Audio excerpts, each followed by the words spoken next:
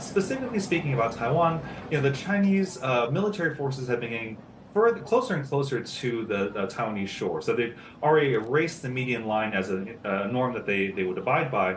And so their planes are getting closer and closer. And I think there's a real issue or a real question here about miscalculation and accidents. At some point, Taiwan has to respond, whether it's 24 nautical miles, whether it's 12 nautical miles. At some point, the Taiwanese have to say, look, this is far too close.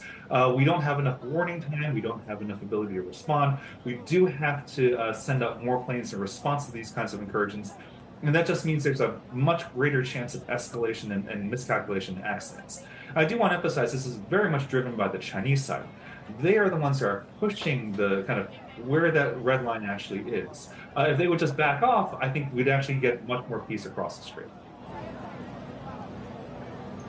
Now, Taiwan has already indicated that it will continue to work closely with Washington, no matter which party wins the White House in November. But if Trump were to return for a 2.0, what do you expect? How do you expect the relationship with Taiwan to develop, if at all?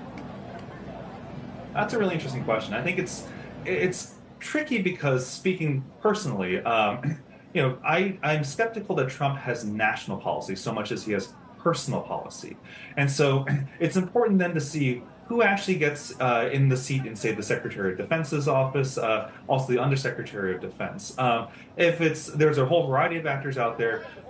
Many of them would take a strong stance in terms of supporting Taiwan. But I think the question then is, are they in the room when these decisions are made? Trump is famously mercurial. He tends to follow whoever the last person who says something to him. Will those people possibly in DOD be the last people in the room? It's really hard to tell, unfortunately.